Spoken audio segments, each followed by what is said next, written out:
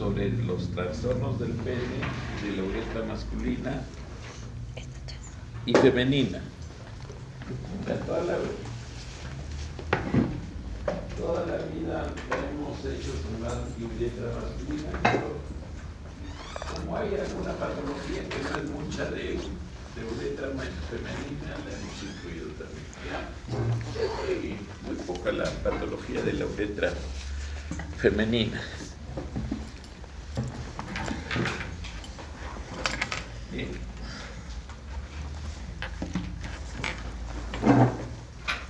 Entonces este diapositivo es importante para hacer un recuerdo de lo que es la evolución de estas estructuras, básicamente el pene y de la uretra masculina. Entonces nosotros vemos que en las mujeres el tubérculo genital se convierte en el clítoris. Ustedes lo ven ahí, el tubérculo genital se convierte en el clítoris. El tubérculo genital se va a convertir en el clítoris. Las protuberancias genitales en los labios mayores y los pliegues genitales en los labios menores. Esa es la mujer. En los hombres es diferente. El tubérculo genital se va a convertir en el glande, el pene. Las protuberancias genitales se fusionan para convertirse en el escroto. Y los pliegues genitales se alargan y forman el eje del frene y la uretra peneana. Entonces es importante tener esto presente, ¿no? Para ver las patologías congénitas que hay a nivel de la uretra. Ahí tenemos la anatomía del pene. Vemos en esta diapositiva pues que el pene en la zona dorsal, la parte, llamamos zona dorsal a la parte de arriba y la parte ventral a la parte que está en contacto con el escroto. Tenemos la composición principal del pene, pues está dado por los diferentes cuerpos, en este caso por cuerpos cavernosos lateralmente en la zona dorsal y el cuerpo esponjoso en la parte ventral, en la parte central. El cuerpo esponjoso tiene la característica importante de incluir pues la parte evacuatoria urinaria que es la uretra. Entonces ahí se ve en el corte sagital, el corte transversal del pene, hay unas estructuras que es bueno tenerlas presentes siempre. Hay dos plexos venosos, ¿no? El superficial está en la parte medial y el profundo en la parte medial, pero ya lateralmente a cada lado tenemos la arteria dorsal. O sea, en más profundo, en mayor profundidad, ya van a estar estas arterias que tienen calibre, no digo gran calibre considerable, pero en relación al órgano son estructuras que debemos evitarlas nosotros, porque si las pinchamos, por decir, o las lesionamos, aparte de que puede haber sangrado, se pueden formar grandes hematomas. ¿Y por qué es importante también esto? Porque acá más lateralmente tenemos el nervio dorsal. O sea, el nervio no está en la parte central. Cuando uno quiere hacer cirugía con anestesia local por infiltración, debemos tratar no de pinchar la zona media dorsal, sino lateralmente más o menos a 1 centímetro, que es la zona donde discurre el nervio dorsal. Más bien nos corremos de la parte central, porque mire, esta vena dorsal es considerable. Esta vena dorsal, su drenaje va a la zona retropúbica y va encima de la uretra membranosa. Y es muy importante cuando uno hace cirugía de próstata. Hay veces, sobre todo en las prostatectomías radicales puede suceder, o en algún tipo de cirugía prostática abierta, puede haber sangrado masivo de esa vena, porque nosotros la podemos seccionar a nivel de la cápsula prostática o de la uretra membranosa, y el sangrado es profuso porque tiene buen calibre. Y nosotros a veces, cuando la seccionamos por la parte retropúbica, en cirugía radical convencional o cualquier cirugía de próstata, si la lesionamos se retrae, y sangra y no tenemos como, porque la oculta el pubis, se retrae, si ha sido seccionada y no podemos poner punto, no la podemos coger ni la vemos. Entonces ya sabemos nosotros por la anatomía, hacemos un corte en la zona de la base del pene, en la zona dorsal, y la ligamos. Es la misma venita que me hace sangrar abajo, ¿ya? Entonces esos reparos anatómicos, esas cuestiones anatómicas tan simples, son importantes conocerlas, ¿no? Ustedes, como ven en el corte, el pene es un conglomerado de estructuras vasculares, o sea, venas, sinusoides, arteriolas, arterias, ¿ya? Y el cuerpo esponjoso hay que tenerlo presente siempre, porque aparte de tener esa característica vascular en su estructura, es un órgano que tiende mucho a cuando se lesiona por cuestión traumática o por lo que sea, infecciosa también puede ser, pero más traumática, va a evolucionar la cura del problema. Puede formar un hematoma a nivel del cuerpo esponjoso, pero lo más importante es que es un tejido que muy fácilmente produce fibrosis. Por eso es que las estrecheces uretrales son de cuidado cuando hay alguna lesión, colocando una sonda, sacando un cálculo, lo que sea. La evolución probablemente va a ser a una estrechez uretral de la uretra, ¿ya? Entonces acá, para ver más con detalle lo que vendría a ser normalmente el pene del varón adulto y del niño también, o sea, desde el nacimiento, el pene normal es con prepucio. O sea, no es de que van a ser alguien con un glande expuesto totalmente. Generalmente el glande está cubierto en 3/4 partes por el prepucio. O sea que todos los hombres tienen el prepucio largo. Es lo normal. Entonces ahí se ve, acá se exagera un poquito, parece ya 4/5, parece, ¿no?, que está cubriendo, pero un poquito menos podría ser, ¿no? Y ven cómo la piel está en algún momento, en la parte interna sobre todo, tiene características de mucosa. Por eso ahí pone la mucosa, ¿no? Porque es una estructura bastante húmeda, friable, que parece mucho a la mucosa, por decir, que puede haber en la cavidad oral, los labios, ¿no? Entonces, acá se ve una estructura que es la fosita navicular. Es una dilatación distal de la uretra.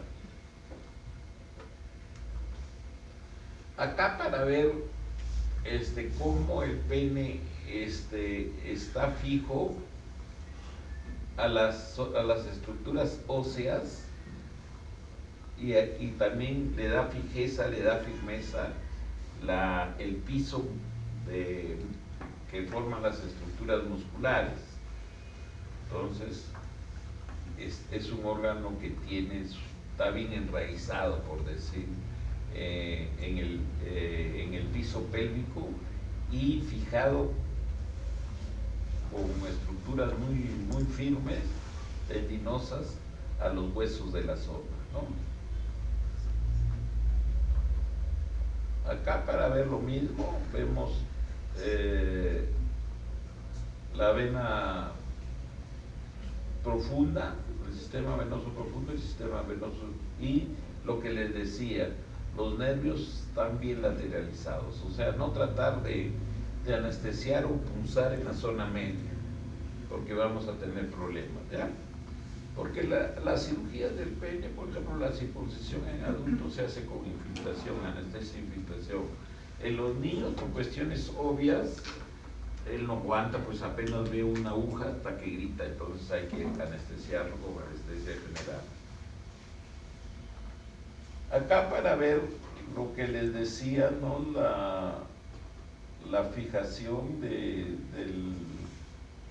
pene a las estructuras óseas. Entonces, cuando hacemos penectomías radicales o totales por cáncer avanzado, infiltrante de pene, tenemos que irnos hasta esas mismas zonas, hasta la base, y sacarlo totalmente. Bien, entonces vamos a ver algunas anomalías congénitas del pene. O sea, tenemos A en medicina, el prefijo AE-sin. Apenia vendría a ser sin pene. Entonces es una presentación extremadamente rara. En la uretra, en el caso no haya pene, se va a abrir en el perineo o dentro del recto. Se le debe considerar como perteneciente al género femenino. O sea, la falta de pene prácticamente lo separa totalmente de la masculinidad. La masculinidad está basada básicamente en la presencia del pene. El megalopene vendría a ser un pene grande. Normalmente para el tamaño del pene en los niños hay, sobre todo los pediatras, tienen sus escalas, ¿no? Sus promedios. Pero en términos generales diremos que en el adulto, que es lo que más vamos a ver, la patología del pene, se considera el tamaño del pene sin erección entre 9 y 10 centímetros, la zona peniana, o sea, la zona penulada que cae desde la zona púbica cae y debe ser 9-10 centímetros. En erección, el tamaño del pene puede llegar a 13-14 centímetros. Esto varía de cierta manera de acuerdo a la procedencia étnica. Nosotros descendemos probablemente de los asiáticos, y los asiáticos no son los penes necesariamente más grandes, los penes más grandes vienen del África, de la raza negra, ¿ya? Entonces el megalopene lo vamos a presentar, se va a presentar en los niños con incremento de producción de testosterona por alguna alteración. Lo vamos a ver, caso característico, en los tumores de células intersticiales del testículo. También lo vamos a ver en la hiperplasia o tumores de la corteza suprarrenal.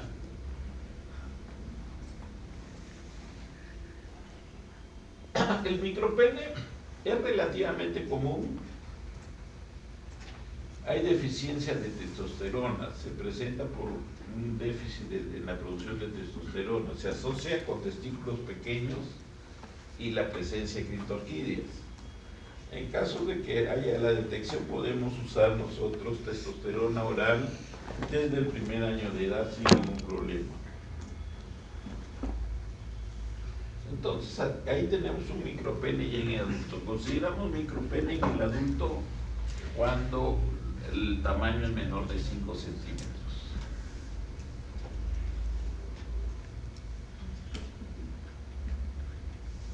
Ahí tenemos otro micropene. Acá hemos puesto algunas imágenes de unos exámenes que se llaman los cisto-uretrogramas miccionales, que sirven para evaluar las características propias de la uretra, tanto en el varón, que es más frecuente que la hagamos, y también se puede hacer en mujeres, ¿no? Para ver si hay alguna tumoración, alguna estenosis. Entonces se mete con sustancia líquida, radiopaca, que generalmente tiene contenido sustancias iodadas, y vamos a dibujar, entre comillas, toda la extensión de la uretra, ¿ya? Entonces ahí tenemos en el lado izquierdo una vejiga y uretra femenina normal. La uretra normal de la mujer tiene una longitud de aproximadamente 4 centímetros y tiene un calibre promedio de unos 10 milímetros, ¿ya? 10 milímetros, ya hablando en nomenclatura de instrumentación y de sondas urológicas, viene a representar 30 Cherrier, ¿ya? No se olviden de eso, porque las sondas les van a venir con la nomenclatura y esto no es milímetros. Por ejemplo, ustedes en la emergencia hay una retención urinaria y les van a ofertar, porque es lo que compra el Ministerio de Salud en compra conjunta con la Seguridad Social, de 16 Cherrier. Eso lo dividen entre 3 y es el diámetro transverso en milímetros. 16 entre más o menos 5 milímetros. Pasa sobrado en una uretra femenina, porque la uretra femenina ustedes ya ahora saben de que tiene en promedio 10 milímetros, o sea 30 Cherrier. Hasta hay sondas en urología que ustedes las van a ver usar sobre todo en emergencia, por ejemplo en casos de cistorragia. Cistorragia es cuando hay un sangrado masivo a nivel probablemente de la vejiga y se llena de coágulos. Es como si yo le he metido mazamorra morada a la vejiga y le he llenado totalmente. Así puede llegar. Y son pacientes que llegan con tumoración en el hipogastrio, le aprietan y salen gotitas de orina hemática.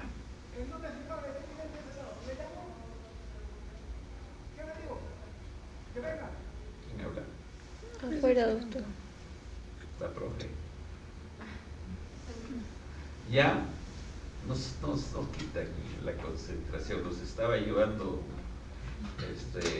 estábamos llevando muy bien la clase. Entonces, puede suceder en la emergencia, ustedes que le llegan anoche, está operando el cirujano, no hay urólogo de guardia, porque el urólogo solo hace retén, y está el interno, con algún residente de primer año de cirugía. ¿Qué hacen? Si les llega así, ustedes miran, la ponen en posición de lisotomía a la mujer o ven en el varón, de que solo salen pequeñas gotas de orina con tinte bastante sanguinolento. Entonces hay que evacuar esos coágulos y toman la ecografía y no hay tanta orina, sino más se ven unas estructuras compatibles con coágulos, formaciones de coágulos, o sea, imágenes no anecoicas sino hipoecoicas en la ecografía, desordenadas. Entonces ustedes tienen que meter una sonda. Si meten una sonda muy delgadita, por decir la de 16 Cherrier, lo más probable es de que no salga casi nada de coágulos. Entonces tienen que ustedes saber, recordar por anatomía, que pueden meter sondas rígidas, tipo sonda nasogástrica, incluso tipo sonda rectal pueden pedir. A ver, páseme una sonda rectal, que es como, no sé si ustedes todavía no conocen la sonda Nelaton, son sondas transparentes, tubulares, que tienen huequitos en la parte que se introduce para evacuar los coágulos. No tienen globito como la sonda Foley para que se autofije, porque son sondas evacuadoras. son sondas evacuadoras para evacuar en esos casos así de formación de coágulos. Entonces ustedes piden una sonda 26 Cherrier, les traen un cañón más o menos de este grosor, transparente, y usted sabe qué va a pasar. Normalmente le introducen y ¡pum!, apretan el abdomen y salen todos los coágulos. Después ya queda como un sistema de irrigación vesical continua para que, porque probablemente el sangrado va a persistir, pero la idea de la irrigación vesical continua es de que no se formen coágulos, porque el coágulo, aparte de producirle mucho dolor a la paciente o al paciente, puede ser varón, es muy incómodo, le duele y no puede orinar, es desesperante, ¿no? Entonces, por eso hemos puesto, miren aquí, una uretrografía normal de la mujer, ya saben cuánto mide, el calibre y todo. La mujer antes se pensaba que solo tenía un esfínter, que estaba a nivel del cuello vesical. El cuello vesical está aquí, este es el cuello vesical. Ahí está el cuello vesical. Antes se creía que solo ahí era el esfínter, pero ahora, con diferentes teorías que la vamos a ver cuando hablemos de incontinencia urinaria, se ha visto de que en el tercio medio hay un otro esfínter. Por eso debemos conservar ese tercio medio, ¿ya? En el varón, acá vemos en la derecha la uretra peniana masculina normal, vemos una flecha. La flecha hueca grande es esta, nos muestra la uretra prostática, que es la uretra proximal a la vejiga. La flecha hueca pequeña, ¿cuál es? Hueca pequeña, nos va a mostrar la uretra membranosa. Ya vamos a hablar ahorita de eso, porque no hemos hablado en la anatomía, no nos hemos pasado de eso. Y en la flecha negrita, la uretra peniana, y la curva, esta curvita nos está mostrando el verum montano. El verum montano es una estructura muy importante en la urología. Mañana de repente se van a realizar 2 resecciones transuretrales, lo van a conocer en la videocámara. Con la videocámara y el monitor grande van a conocer el verum montano los que le toquen mañana. Es una estructura que es el punto de referencia para hacer la resección. O sea, el verum montano está, por decir, paralelo al esfínter. Si yo me vuelo el verum montano, me estoy volando el esfínter y va a quedar incontinente ese paciente. Por eso esa estructura es tan importante. Siempre nosotros la vamos a mencionar persistentemente porque es una estructura muy importante. Es la desembocadura de los conductos eyaculadores. ¿Ya? Se llama verum montano porque tiene la forma de un montecito, por eso se llama así. Muy bien. Íbamos a hablar algo de la uretra, que es importante, porque después ya no vamos a tener tiempo y ustedes. La uretra en el adulto varón, ¿cuánto creen que mide? La uretra, no estoy hablando del pene, sino la uretra. ¿Cuánto mide una uretra? ¿Alguien se anima a dar un aproximado? Esa es anatomía pura. Nadie se anima. Ya, entonces le pongo a manera de examen. 15 centímetros, 16 centímetros, 25 centímetros, 21 centímetros. ¿Cuánto mide?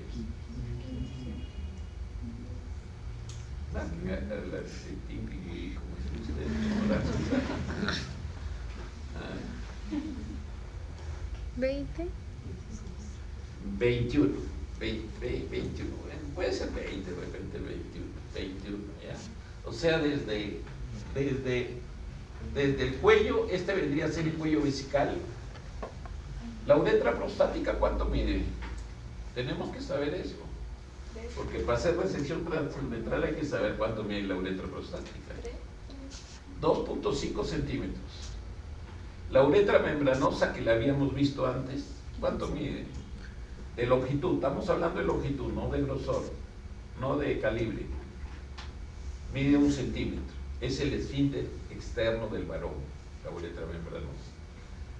Y el resto, la uretra anterior, pues la uretra peniana, ¿cuánto mide? Ya les dije, ¿no? Generalmente 9, 10 centímetros. Entonces, esas longitudes hay que saberlas. Por eso, para cuando uno mete la sonda, el traumatismo uretral más frecuente es el iatrogénico, el que causa el personal médico o paramédico que no tiene conocimientos tan básicos como les estamos dando a ustedes. Entonces, si es 21 centímetros, ustedes más o menos tienen que ya tener cuánto es su cuarta, lo que llamamos, ¿no? Cuánto va desde la parte distal enfocada hasta anular. Normalmente puede ser bordeando 20 centímetros, 18, 20, ¿de acuerdo? Las mujeres es un poquito más chiquito, ¿no? Pero en los varones generalmente es 20. De acá hasta acá. 18, 19, 20, de acuerdo al tamaño, porque habrá hombres muy grandazos que de repente son 22, 20, ¿no? Entonces, ¿esto por qué hay que saberlo? Porque cuando colocamos la sonda, si hay una estrechez no entra, la sonda se puede doblar y hay dificultad y no obtienen orina. O sea, para nosotros inflar el globo de la sonda Foley, que es de autorretención, el globito sirve para que no se salga. Entonces yo le meto líquido al globito, pero tengo que primero obtener orina. Y eso lo voy a obtener en los 21 centímetros que introducí. O sea, las sondas normalmente tienen promedio de 35, 36 centímetros, tengo que meter 21. Y es mejor meterlo hasta la horquilla, ya la vamos a ver acá las sondas, ¿ya? Porque, como les digo, a nivel mundial, la primera causa de traumatismo uretral es iatrogénica, hecha por manos médicas o paramédicos, o alumnos, ¿no? También puede tratar, están incluidos ustedes ahí. ¿Ya? Aquí tenemos algunas uretras anormales. En el lado izquierdo, un cáncer de uretra, miren. Normalmente la uretra debe ser de paredes tubulares, se debe ver bonito como se ve acá. Pero acá hay un defecto, hay una estrechez. En las estrecheces uretrales es importante la longitud de la estrechez.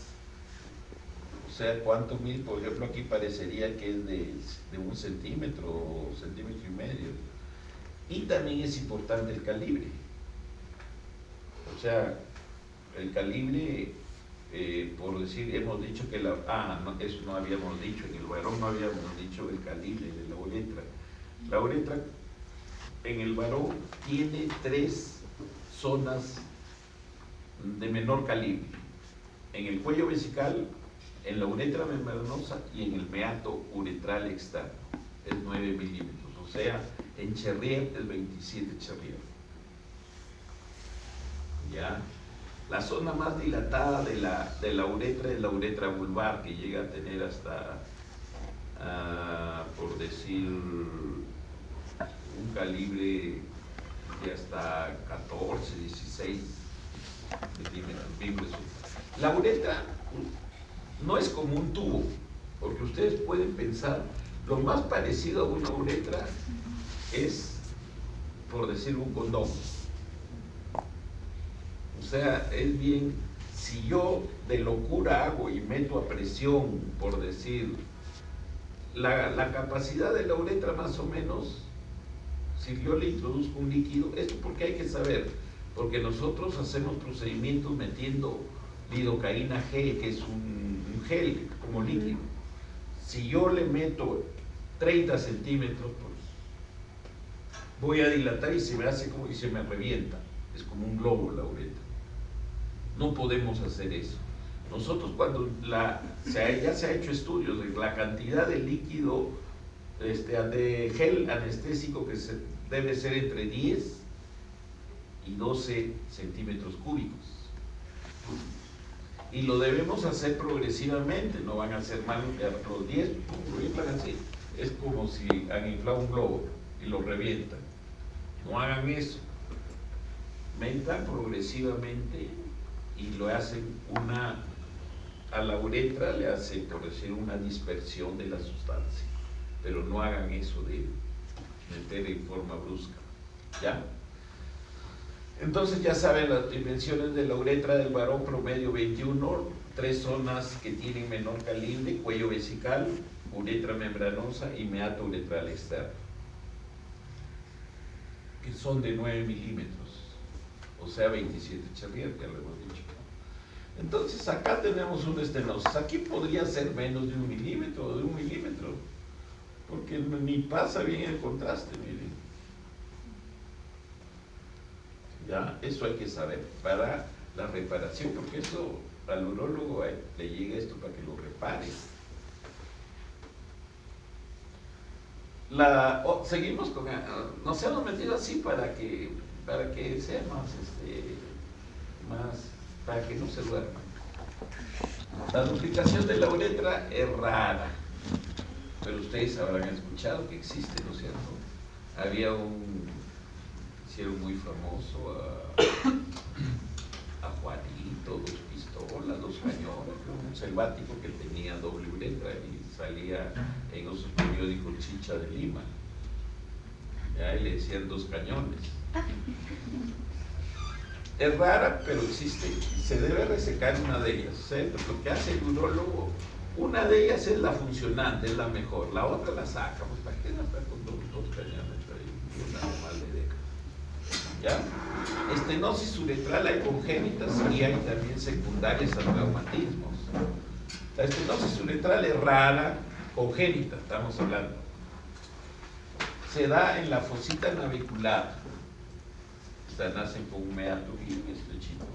Y la uretra membranosa, en las zonas donde hay menos calibre, ahí justamente hay las estenosis. Se debe practicar una urografía excretoria. ¿Por qué? Ustedes tienen la idea de lo que es urografía excretoria. Ahora la urografía excretoria ha sido reemplazado por el UroTem, o sea que es la TAC que previamente le mete contraste para dibujar todo el árbol urinario. Antiguamente no había TAC cortes y se hacía, le metían esto y se tomaba placas y se dibujaba todo el árbol urinario. Esa es la urografía excretoria que ahora ha sido desplazada generalmente por el UroTem, se llama, que es una TAC que se inyecta contraste y se dibuja todo el árbol urinario. Entonces, ¿por qué hay que hacer la urografía? ¿Por qué se ha metido aquí la urografía? ¿Por qué? Porque cuando hay una estenosis, cuando hay una anomalía congénita, aunque sea menor a nivel de cualquier, en este caso a nivel de la uretra, hay probabilidad altísima de que haya otra anomalía congénita en el tracto urinario superior, que tenga pelvis bífida, que tenga doble uretra, que tenga alteraciones morfológicas de las estructuras de la pelvis renal, cosas por el estilo. ¿Ya? Entonces, por eso hay que mirar todo el árbol urinario. Así hayamos encontrado una cosita chiquita, debemos hacerlo, porque siempre hay esa relación. La uretrografía retrógrada aquí consiste en lo que habíamos visto antes: meter contraste por el meato uretral y dibujar todo lo que es la uretra. Y la uretrocistoscopía sirve para mirar la uretra. Se hace con el cistoscopio. Es un aparato que en forma estándar tiene 19 y 21 Charrier, o sea, de 7 mililitros. Debe entrar fácilmente en un adulto varón y en una mujer adulta también. El tratamiento de las estenosis congénitas es uretrotomía. El uretrótomo es un dispositivo así como el cistoscopio, pero que tiene una cuchilla. En el elemento de trabajo le pongo una cuchilla y corta. Imagínense, eso se puede hacer en niñitos neonatos o niñitos, pero se hace en institutos especializados porque No todos los hospitales van a comprar pues un uretrótomo neonatal, porque esto se va a utilizar, por ejemplo, en el Lorena, por decir que en nuestro hospital se puede ver uno cada 2 años. O sea, ¿y qué vamos a comprar un aparato de esos que cuestan más de 15,000, 20,000, 30,000 dólares para usarlo una vez cada 2 años? ¿No? Entonces nosotros lo derivamos a los institutos. El instituto a nivel nacional, el Instituto Nacional del Niño. Ahí sí hay todos esos aparatitos. Llega una estenosis de 3 años, ahí el aparatito se le hace. ¿Ya? La uretroplastía ya es en las estenosis largas. Hay que hacer la sección de toda la zona estenótica y hacer, nosotros le llamamos anastomosis, que es unión término-terminal, sacando la zona estrecha. Eso se llama uretroplastía. Es una cirugía ya abierta, mirando. En los niñitos indudablemente hay que hacerlo. Ahora se está usando la microcirugía. O sea, hay una subespecialidad que es la urología pediátrica, que ellos, sobre todo los que más se dedican a los más pequeñitos, a los bebés menores de 1 año, ellos están adiestrados para que todas sus cirugías sean con aumento, 4 aumentos, 2 a 4 aumentos. O sea, son especialistas en microcirugía, como el oftalmólogo, ¿no? que usa para operar, usa microscopio. Ahí tenemos lo que habíamos dicho, doble pene.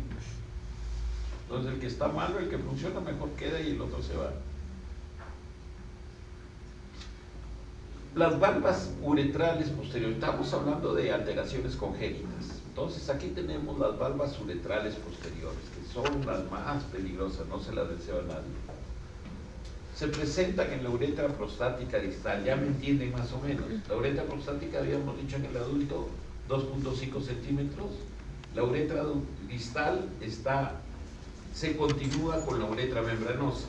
O sea, en esa zona es donde los niñitos pueden presentar las valvas uretrales posteriores, llamamos. Son membranas así, imagínense ustedes sí más o menos tienen la memoria visual de lo que son valvas en el corazón. ¿Han visto la tricúspide? Esas son valvas. Algo así, con valvas de ese tipo nacen los niñitos en la uretra, que le dificultan la evacuación urinaria, que causan diferentes grados de obstrucción. Síntomas y signos. El niñito de chiquito, normalmente los niñitos tienen buen chorro, ¿no? Ustedes habrán visto sus sobrinitos, ahí hijitos los van a visitar, ¡ay, qué bonito! Les sacan para allá y sale el chorro, ¿no? Eso es normal. Pero en estos niñitos, el chorro es como cuando antes se jugaba, ahora ya no se juega carnaval con los chisguetes, y sale bien delgadito, avanza como 3-4 metros, pero un chorro bien delgadito. Ese es el chorro de las estrecheces congénitas. Chorro que sale, normalmente el chorro debe salir bien y debe mojar a la madrina, a la mamá, a la hermanita mayor, la moja totalmente con un chorro, pero en el otro no sale con fuerza. Entonces el chorro es adelgazado. IBU quiere decir infecciones de la vía. Estos niños, algo que lo deben saber, en urología hay un principio básico. Cuando hay éstasis de orina es sinónimo de infección, ¿ya? O sea, si por algún motivo, no toda la orina debe ser fluida desde que viene, es eliminada o filtrada en el riñón, debe haber, el camino debe ser fluido, no puede haber algo que la estanque. Si me estanca la orina es sinónimo de infección. Por eso estos niñitos, como está la orina estancada porque no sale, se presentan grandes infecciones. Pueden ser a los 2-3 meses hacen una pielonefritis, pueden hacer sepsis y los mueren por la sepsis estos niños, ¿ya? Y presentan hidronefrosis. ¿Qué es ¿Cuál es el concepto de hidronefrosis? Dilatación de los sistemas colectores intrarrenales, ¿no? La pelvis renal y los cálices se dilatan, eso es hidronefrosis. En el laboratorio podemos encontrar azoemia en estos niños, o sea, la creatinina elevada. La orina puede estar infectada, le hacen un examen de orina y va a haber infección. En la radiología, vamos en la cisto-uretrografía de vaciado, es un examen en que se les inyecta el contraste y se provoca un aumento de la presión intraabdominal, o sea, se le hace llorar al niño, se le hace algún estímulo para que él puje y se vea cómo hecho un chorrito, ahí se toma una placa. Esa es la de vaciado, cisto-uretrografía de vaciado.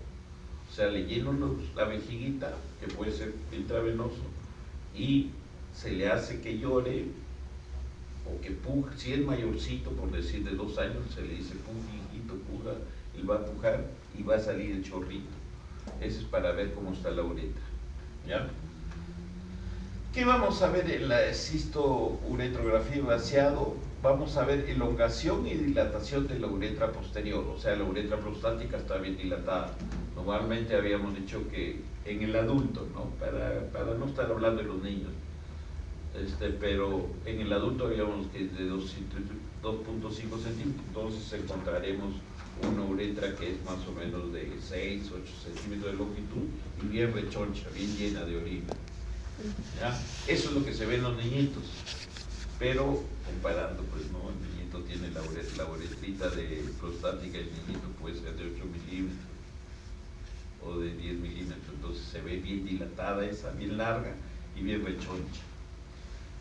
Y la dilatación de la uretra posterior con un cuello vesical prominente. El cuello normalmente está cuasi cerrado, es como el cuello es como un esfínter, es un esfínter pues, entonces se ve arrugadito y con un calibre pequeño se ve normalmente, pero acá lo que vamos a ver es que el cuello es grandazo. ¿Por qué? Porque hay una obstrucción y me lo dilata, el cuello se ve grandazo, de mucho calibre, ¿no? El calibre del cuello del adulto habíamos dicho cuánto era, 9 milímetros. Entonces veríamos un cuello, si fuera adulto con este problema, un cuello pues de 30 milímetros, ¿no? Pero lo vamos a ver en imágenes después. En la urografía excretoria, que es ese examen que le digo que está siendo desplazado por el uroten, vamos a ver un hidrouréter. ¿Qué es hidrouréter? El uréter normalmente es delgadito, y tiene, en el adulto, tiene un calibre de 4 milímetros. Y no lo vemos en toda su extensión porque el uréter es como un intestino, tiene ondas de contracción. O sea, si yo le meto contraste por la vena, voy a ver zonas que se ve uréter y otras que no hay zonas que se ve. ¿Por qué? Porque hay onda peristáltica. ¿Ya?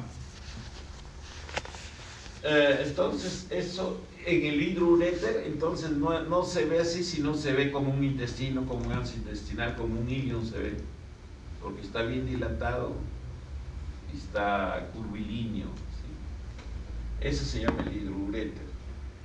Hidronefrosis ya habíamos dicho que es la dilatación de los sistemas, de las zonas, de las cavidades intrarrenales, tanto la pelvis renal, los cálices, en los casos graves. Miren, ahí cuál es la vejiga, y miren la vejiguita, y miren el hidrouréter, lo que le decía es como un intestino. Este es el uréter. ¿Por qué? Porque hay una obstrucción acá. Acá vemos la dilatación.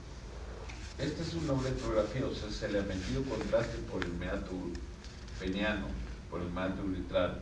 Se le ha metido por acá contraste o también le lleno la vejiga y lo obligo a que puje y vamos a ver esta distensión de la uretra prostática, la uretra proximal. ¿Ya? Y el cuello, que normalmente ni se debe ver, acá se ve dilatado. Entonces, esto es lo que se presenta, todo por las valvas están aquí. Las valvas están por aquí, en la uretra prostática distal. La ultrasonografía puede verse hidronefrosis, o sea, en la ecografía vemos hidronefrosis en estos niños, hidroureter y distensión vesical. Puede detectarse hidronefrosis fetal, entonces esto se puede hacer diagnóstico cuando el bebé está todavía en el útero de la mamá. A la mamá normalmente se le debe programar a la gestante, se le debe programar ecografías a las 12 semanas, 20, 30 y después cada 15 días, ¿no?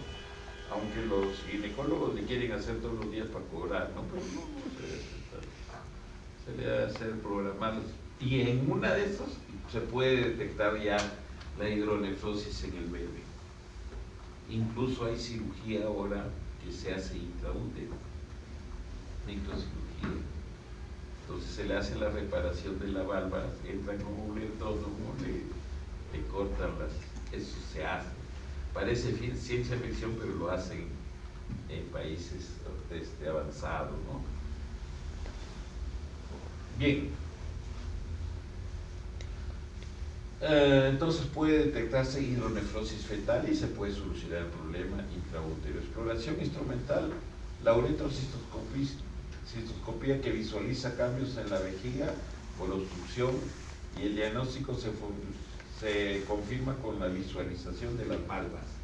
Ya tienen la idea de valvas, ahí están en la luz. Urinaria, a nivel de la uretra membranosa vemos las valvas. En la uretra prostática distal. Tratamiento. El tratamiento consiste en la destrucción de las valvas, que puede ser con fulguración transuretral. O sea, mañana lo que le toque ir van a ver cómo hay el aparato que se usa es el resectoscopio. El resectoscopio que estándar, en forma estándar, tiene 26 y 24 Charrier. Es para adulto, pero en los niñitos también hay resectoscopios para neonatos. Entonces serán pues por decir, de 5 Charrier, o sea, de 2 a 3 milímetros. Pero se entran, ya eso lo hacen, como le digo, en los institutos especializados. Entran con resectoscopio, le fulguran o le resecan esas valvulitas y se acabó. Esa es la cirugía que se hace. No se le hace corte y se trata de sacar la valvulita, sería atroz eso, ¿no? Hay que usar antimicrobianos porque ya les dije, les repito y les voy a repetir siempre, éstasis urinaria es igual a infección. Y la infección urinaria, la urosepsis, es la que más mata. La sepsis de cualquier tipo, el punto de partida urinario es la mortal en un 80% de casos, a veces, ¿no? O sea, hay que prevenir, si detectamos que hay valvas, si detectamos hidronefrosis, todo eso, al toque nosotros nos asustamos de que ese niño en cualquier momento nos hace sepsis, ¿ya? Y se puede morir. Pronóstico: debe hacerse detección temprana y realizar ultrasonografía de útero, pero eso está normado, o sea, en los establecimientos obstétricos y ginecológicos se programa siempre ecografía a la gestante.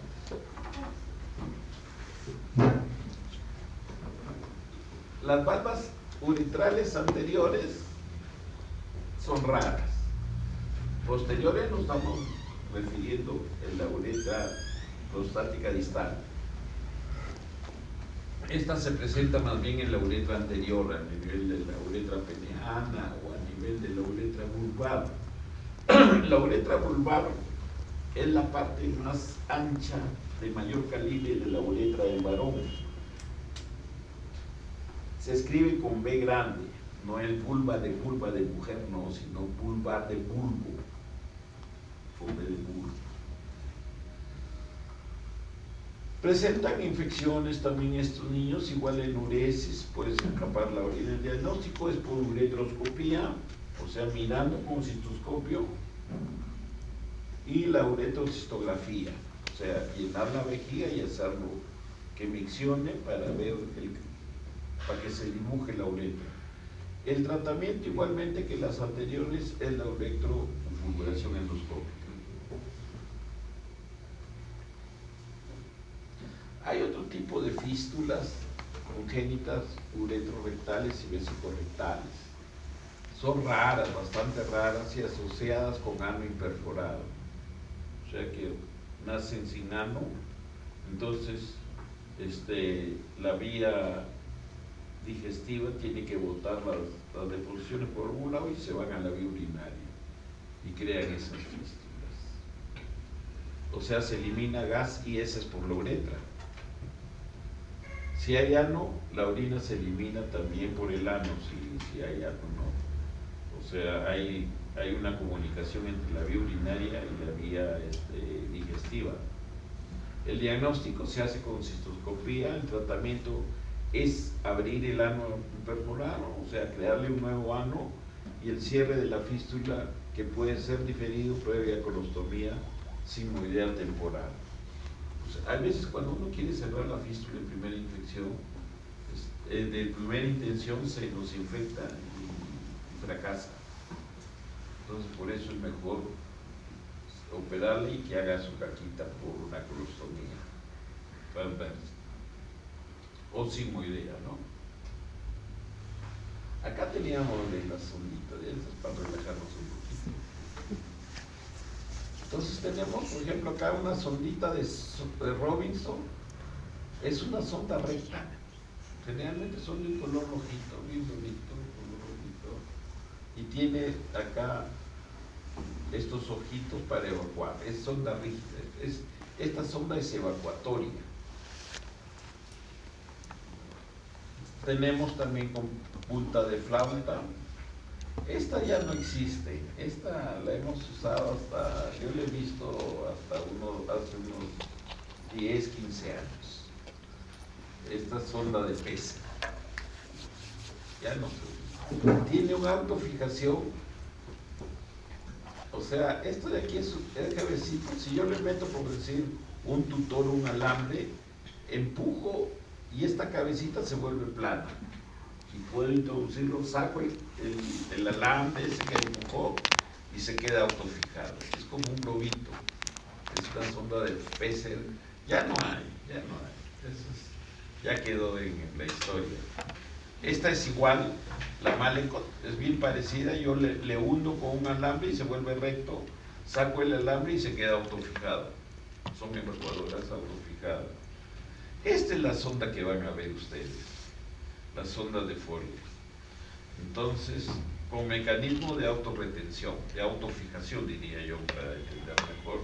O sea, evacúa a través de esto y también tiene un puerto, un canal donde yo meto líquido y me infle el globo para que se quede fijo. ¿Ya? Entonces, lo que hay que ver es de que este canal que infla el globito me quita espacio. Uno puede decir que es sonda gruesa, pero en realidad un tercio por lo menos me ha quitado esto. O sea, no son tan gruesas para evacuar. ¿Ya? O sea, no son buena evacuadora cuando hay sangrado, coágulo. ¿Ya? Pero sí la orina fluida sí la evacúa bien. Y esta es la que usamos para la operación de próstata. Es la misma sonda de Foley de 3 vías con mecanismo de autorretención. ¿Por qué? Porque nosotros después de operar, la zona queda cruenta y hay exudación, algún sangradito y puede producir coágulos. Si yo no le dejo esta sonda evacuadora, que también me sirve para lavado vesical, para lavar y no se me forme coágulos, entonces puede haber retención urinaria aguda postoperatoria y el paciente grita, pues desesperado. Y lo peor es que despierta el urólogo, ¿no? Porque la enfermera se asusta y dice, llame al urólogo. ¿Ya? Entonces hay otras onditas evacuadoras. Acá tenemos la de QD. Este es el estilete metálico que algunas veces cuando hay estenosis de la uretra tenemos que meterlo, este estilete, por acá para que pueda superar la zona estenótica y la estrechez. Y después lo saco, es como un alambrito. ¿Ya? Bien. Acá tenemos sondas uretrales, son dilatadores, más bien diríamos, uretrales. Son cuando hay alguna pequeña estenosis. Esto, lo que más van a ver usar es los beniqués, que no están aquí. En la otra imagen vamos a ver los beniqués. Normalmente la uretra no es como una regla, no es recta, sino tiene una curvita. Por eso acá tienen van a ver que estos dilatadores tienen su curvita. ¿Por qué? Porque así es la curvita hacia arriba. Para entrar a la vejiga hay una curva, que lo van a ver bien en los beniqués. No están más lejos, no están los beniqués. Pero los beniqués tienen una curvita fisiológica.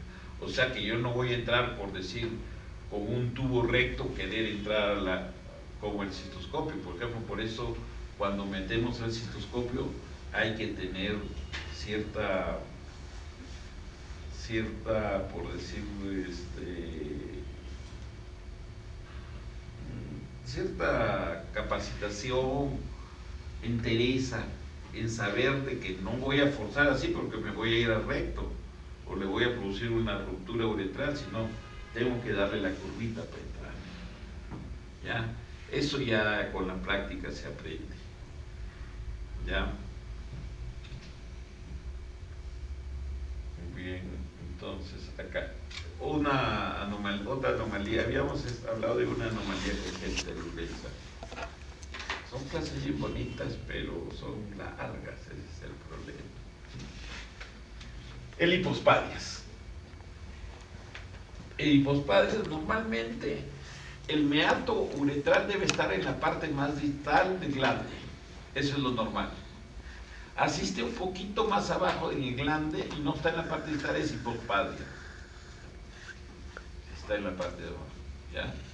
No sé si me dejo entender. O sea que siempre debe estar en la parte más distal del glande. Si hay un poquito abajo, porque es bien frecuente en hipospadias. Todos creen que es normal, pero no, es anormal. Entonces hay que revisarlo bien. Está en la parte más distal, sí es normal. ¿Ya? Porque es bien frecuente el hipospadias, le llamamos glandular o glandular, al que está debajo del glande, no es normal. Lo normal es la parte más distal. En la 7ª u 8ª semana de gestación, los genitales externos empiezan a diferenciarse entre los dos sexos debido a la estimulación androgénica en los fetos masculinos. Entonces, hay la diferenciación, ¿no? Hombre y mujer. En el hipospadias, el meato uretral se abre en la cara ventral. Habíamos dicho lo de arriba es dorsal y lo de abajo es ventral. Se abre hacia abajo. Se da cuando la fusión de los pliegues uretrales, se acuerdan de sus verdecitos, es incompleta y el prepucio no se fusiona con la cara ventral del pene. La incidencia es de 0,3 a 0,7 de nacidos vivos, hombres, más prevalente en la raza blanca o caucásica que en la negra. Incidencia aumenta cuando se administra estrógenos durante el embarazo o ahora que hay esta píldora del día siguiente. Eso tiene un montón de hormonas. Entonces en esos casos si continúa el embarazo puede salir con hipospadias. No está establecida, no vienen los genes. Eso está establecido, o sea que no hay de que papá con hipospadias, hijito con hipospadias. Son fallas a nivel hormonal, en la formación, en la diferenciación entre hombre y mujer. Causa desconocida, no se sabe, pero tiene que ver algo las hormonas. Factores de riesgo, edad materna avanzada. ¿Cuál es la edad ideal para tener hijitos? 30, 35. Antes de los 30 años. Antes, ¿no? ¿Cuál es la idea de la pregunta? Bordeando los 20, 22, 24 años. Son los de Río. Edad avanzada ya la decimos mayores de 30, 32, 35, pues es avanzada ya. Otro factor de riesgo es la diabetes mellitus materna preexistente, edad gestacional antes, o sea, cuando los bebés salen prematuros antes de los 37 semanas. Historia de hipospadias paterno, pero no está metido en los genes, de hecho estudio, pero puede ser un factor de riesgo. Exposición a fumar y pesticidas, felizmente ahora ya no hay tanto hábito, no veo que las chicas antes de un tiempo, ahora 10 años, se volvieron fumadoras. Pero ahora creo que es menos, no fumen. La exposición a fumar y los pesticidas, sobre todo nuestros agricultores manejan pesticidas. Insuficiencia placentaria, bajo peso placentario y patología, prematuridad, restricción de crecimiento fetal y fertilización in vitro. Ahora está muy en moda esto, ¿no? Fertilización in vitro. La mujer difiere o posterga su maternidad y los congela los óvulos, ¿no? Y después ya cuando está de 30 y tanto, 35 años, ya como que ya quiero tener mi hijo. Ahora le hacen inseminación in vitro.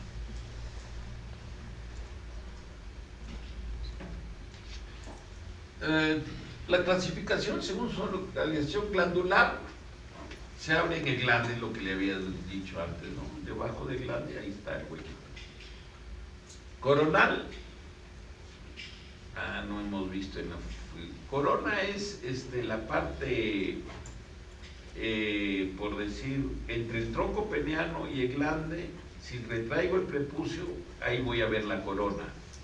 Es una verdadera corona de glande, ¿no? La corona de glande.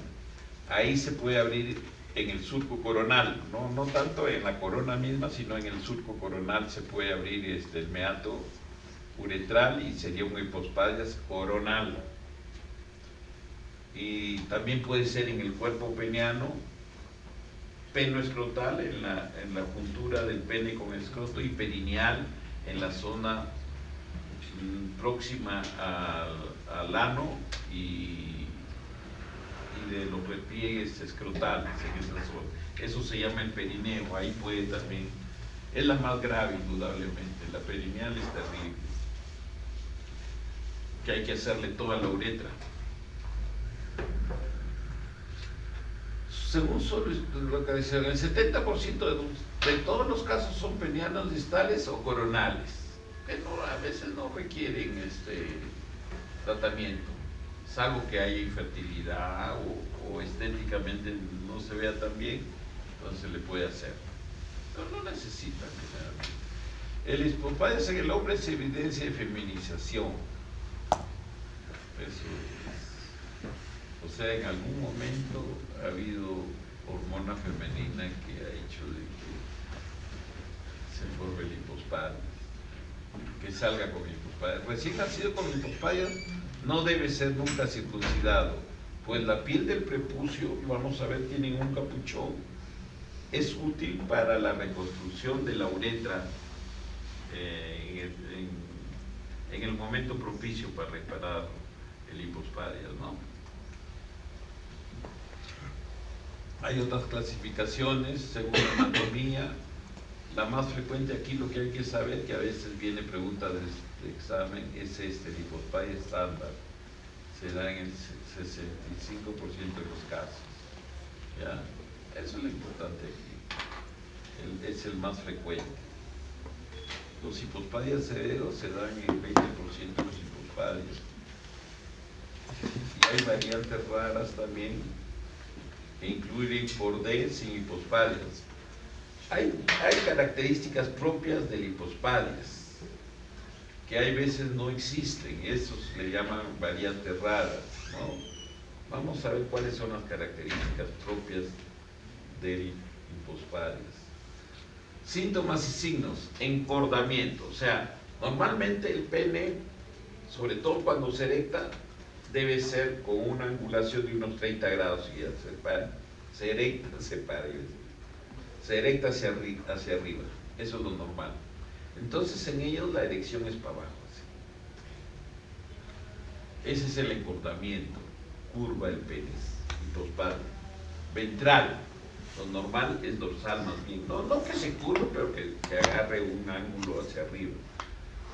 Pene en forma de capucha, o sea, como si estuviera el pene con una capucha por la lluvia, causado por el prepucio ventral deficiente o ausente. O sea, en la parte ventral no hay prepucio. O sea, ahí está nomás el cordé, hay una cuerda, los pliegues, encima de los pliegues ha salido piel, no hay uretra casi.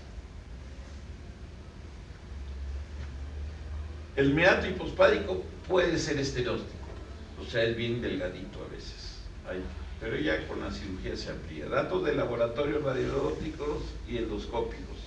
Hay que hacerle frotis bucal para establecer bien si es el sexo genético, porque hay veces pueden salir mixtos, o sea que no son el hombre XY, ¿no? De repente tiene algunas variantes por ahí, ¿ya? Por eso hay que hacerle su cromatina. Uretrocistoscopía evalúa el desarrollo de los órganos sexuales internos. La urografía excretoria detecta anomalías congénitas renales uretrales. Esto es lo que les dije antes. Cuando haya una anomalía congénita, debe haber otra más arriba. Por eso hay que hacerle la urografía o un urotecma ahora, ¿no? Acá tenemos, en el caso A, un hipospadias estándar. Miren, la abertura no está en la parte más distal. Parece que está ahí, pero no, es más un huequito ciego. Acá está el verdadero meato uretral. La abertura meatal en borde glandular, o sea, en el glande, ¿no? B, la imagen B, un hipospadias estándar, abertura meatal debajo del borde. Esta es la corona del glande y este es el surco. Ahí está en el surco coronal. En la imagen C, hipospadias estándar, meato uretral a nivel peniano, ya está en el cuerpo, en el tronco del pene. O sea, es más severo. Cuanto más abajo está, es más severo. El D, hipospadias estándar, meato uretral a nivel peno escrotal, mucho más abajo. Ya acá está la bolsa escrotal y ahí está el tronco del pene y ahí está. Hipospadias severo, meato perineal, ya está en la zona perineal próxima al ano. Y acá hay otro meato perineal, debajo de la bolsa escrotal, ya en la zona perineal. Epispadias es bien raro. Yo en mi vida he visto 3, 4 epispadias. Y me atreví a pegar uno. Quedó bien, felizmente. Entonces, es raro la epispadia, pero miren que el meato está en la parte dorsal, está arriba. Puede estar en el glande, en el pene o en la juntura del pubis, pubo peniano le llamamos a esto. Acá está el hipospadia, sí es en la parte baja. Acá tenemos las características de lo que le decía ese capuchón. O sea, el prepucio dorsal es redundante y forma como una capucha, pero aquí hay ausencia de prepucio y más bien está el cordé, o sea, esos labios, esas verdes que hemos visto en la imagen inicial, en la diapositiva inicial, los pliegues esos, se han juntado, pero no ha progresado la uretra. La uretra se quedó frustra acá. Entonces, esto es lo que se llama el cordé. El cordé con doble y con H, por ahí, metí un H. Cordé. Esto es cuando uno opera, este es el que le da la curvatura hacia abajo, el cordé. Tiene que llevarse este cordé primero y lograr que el pene ya no esté así, sino que esté recto. Y después hacerle la neuretra. se pasa debajo de la piel, se pasa por ahí, se atraviesa el glande y se pone acá. Miren el cordé como me lo dobló para abajo. Entonces primero hay que reparar el cordé, o en un mismo tiempo. Ya los especialistas lo harán en un solo tiempo. Antes nosotros lo hacíamos en 2 tiempos. Primero sacábamos el cordé, lo enderezamos y después le hacíamos la neuretra. Acá tenemos hipospadias severos. Mire, este es más o menos típico. Mire este capuchón, el cordé abajo, la cuerda, cordé o cuerda ventral que le da la curvatura hacia abajo. Tratamiento debe ser antes del año de edad, aunque ahora los urólogos pediatras, porque esta es una subespecialidad, son urólogos pediatras, pero especialistas solo realizan este tipo de operación. Se les llama hipospadiólogos. O sea, ellos solo piden hipospadias. Son especialistas en microcirugía. Ellos dicen, tráigamelos a los 6 meses. Yo igualito los opero porque veo gigante. Lo que opero lo veo gigante con mis menos. Entonces, pero lo que estamos hablando más o menos hace un lustro, hace 5 años, la norma era antes del año de edad. Pero ahora, como hay esos subespecialistas, ellos a veces me dicen, no lo retrases tanto, mándamelo antes. Se puede mandar a partir de los 6 meses. Desde los 6 meses, ahí está, antes ya le hemos corregido. Desde los 6 meses al año de edad. Se usan injertos. ¿Cuál es el injerto que creen que más se usa? Ese es el capuchón. Se hace ese capuchón que tenía el hipospadias, ese prepucio que estaba dorsal, ese se usa. El prepucio es bueno porque el prepucio es la única parte del cuerpo humano que no tiene pelos. Porque si yo cojo escroto, el dorso está lleno de pelos. Y la uretra va a orinar ahí, va a botar pelitos de vez en cuando, ¿no? Entonces se debe usar el prepucio, es bueno. Y últimamente, para hacer neuretras, lo que se está usando es mucosa vesical. La urología siempre me lleva a que hable cosas de urología. Bucal. Se saca, se hace un tubito y se hace la anastomosis, la neuretra. Es muy buen tejido, sobre todo porque se recupera rápido. Increíblemente le sacan de medio cachete, le sacan la mucosa y a la semana ya está la mucosa fuera. Normal. Es buen tejido. Se usan injertos como los injertos de la mucosa oral. ¿Se presentan fístulas? Ese es el gran problema. A nadie nos gustaba antes operar uretra por el problema de las complicaciones, las fístulas. No les digo que es muy... O si no me hace fístula, me hace estenosis. O sea, bien complejo, bien ingrato es la uretra. A ningún urólogo le gusta. Se debe tratar el encortamiento ventral, ya saben, ese cordé. La neuretra se elabora con piel prepucial, es lo mejor, ¿no? El capuchón dorsal. Por eso no hay que hacerle circuncisión, porque a veces antes, para que se vea más o menos bonito, aunque está encurvado, se veía bonito, le quitaban el prepucio. Una locura. Ese prepucio va a servir para hacerle la uretra. Tratamiento. La derivación y corrección urológica están reservadas para aquellos pacientes en los que existe un problema funcional potencial que incluye desviación importante del flujo urinario. O sea que en lugar de orinar para allá, pues orina para abajo. Incapacidad para miccionar desde una posición de pie. O sea que tiene que sentarse para orinar, ahí no es bueno porque sobre todo hay tantas historias que les puedo contar, pero ya después les contaré porque es larga.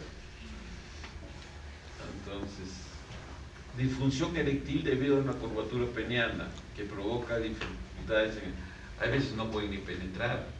Entonces sí, que van a penetrar. No pueden. Problemas de fertilidad debido a dificultades en la eliminación del esperma. el lugar. El esperma debe ser disparado, cuando el pene introduce la vagina debe ser disparado hacia el cuello, para que el espermatozoide más vivo, el más agilito se mete, ¿no? Pero este de acá se va para la pared y se sale, no se va al cuello. Entonces hay infertilidad, ahí hay que operarlos. Antes se han hecho estudios de esto, ¿no? Se han hecho estudios a largo, o sea, los niñitos que por decir en la década del 60, 70, en el feminismo, por esa época más o menos, no se les consultaba. Papá veía, pues que salía, me ha salido medio maricón, háganle opérenlo, pónganle un buen pene. Entonces, ¿qué pasa? Se han hecho estudios después, cuando han sido adultos esos que han sido operados de hipospadia, y más del 90% no hubiesen querido, si ellos daban el consentimiento, no hubiesen querido que les hagan la reparación de hipospadias. Ellos se han quejado, formaron su asociación, reclamaron por qué me han operado si yo no di la autorización, yo debí dar la autorización, yo no me lo hubiese hecho si era consciente.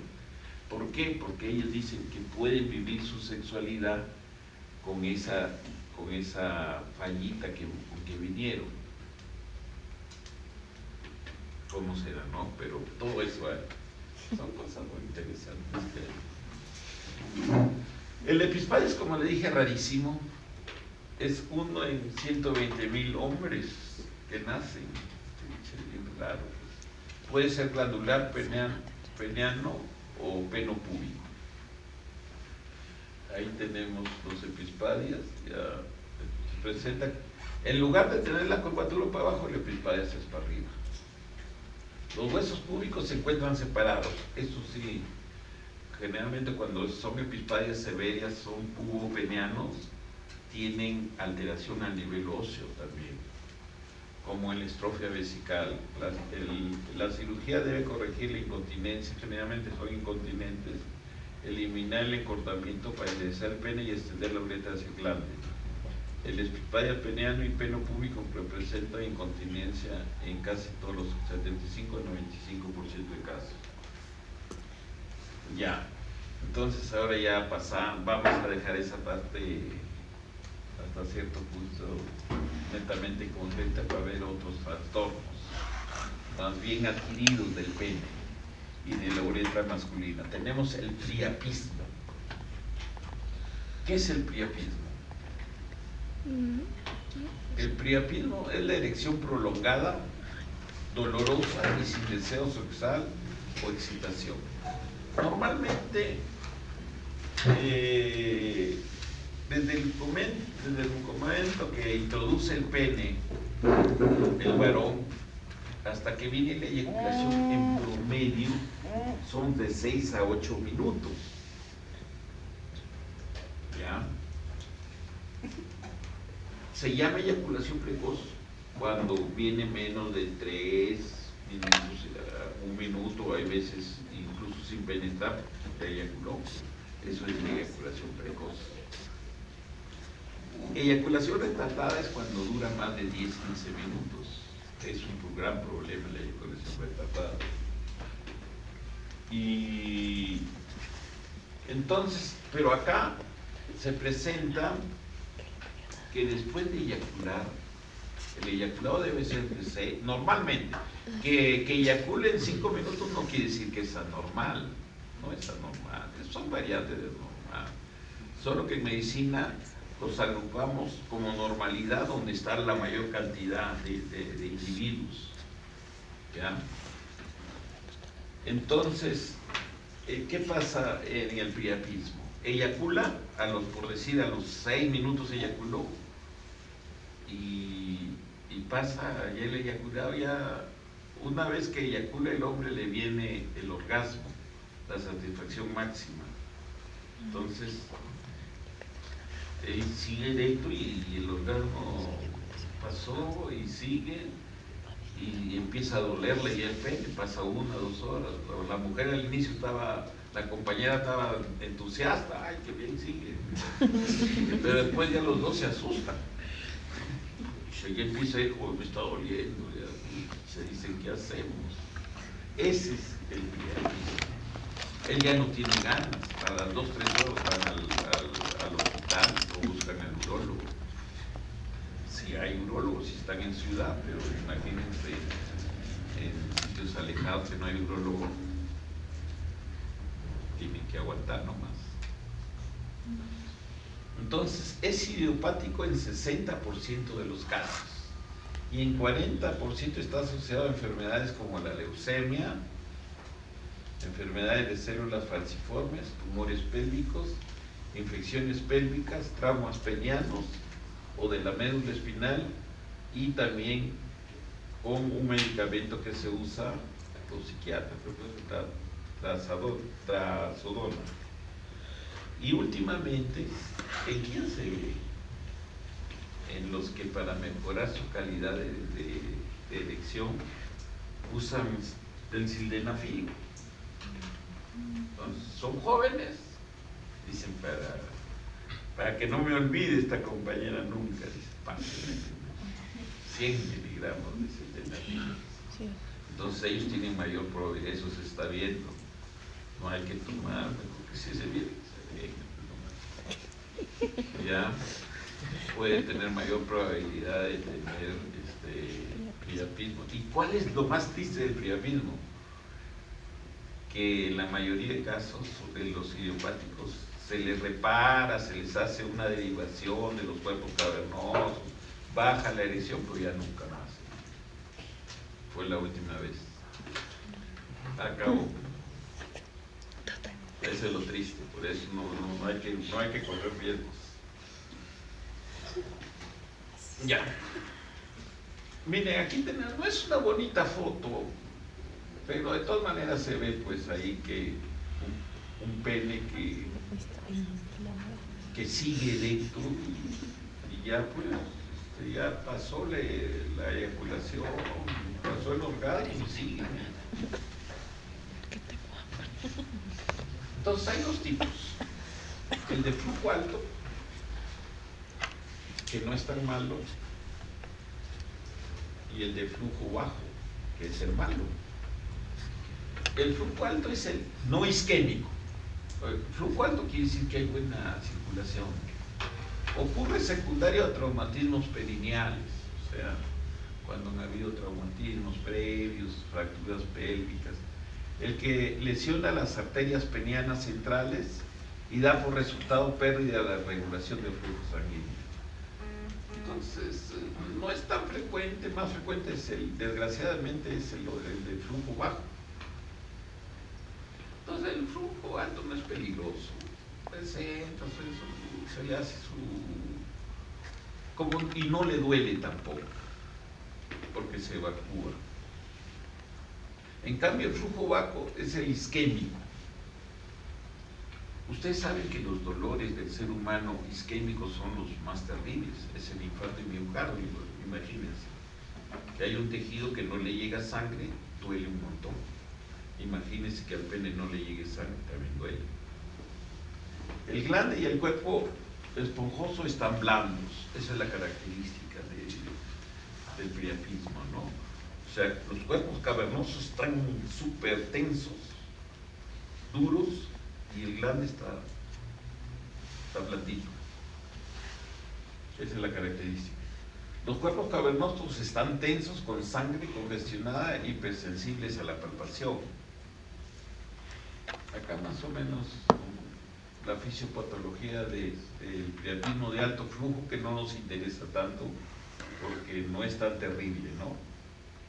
Es causado por un traumatismo perineal o peneano, laceración de la arteria cavernosa, hubo una laceración, sangra directamente espacios lacunales, gran flujo arterial de entrada, o sea, entra bastante sangre, escasa relajación del músculo liso, que es el que produce el taponamiento, o sea, no se relaja totalmente para que haya buena evacuación de la sangre.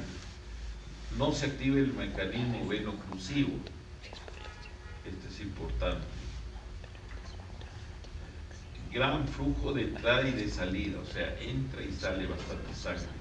No hay isquemia y da poco dolor. En cambio el otro sí es el peligroso, el bajo flujo. Hay una relajación del músculo liso cavernoso. Hay una compresión de las vénulas y venas. Hay una activación persistente del mecanismo corpo-veno-oclusivo. Este lo produce también el sildenafilo. Este mecanismo, por eso produce erección. Obstrucción al flujo y salida de los espacios lacunales. No hay entrada de sangre arterial. O sea, hay isquemia. Hay isquemia, dolor.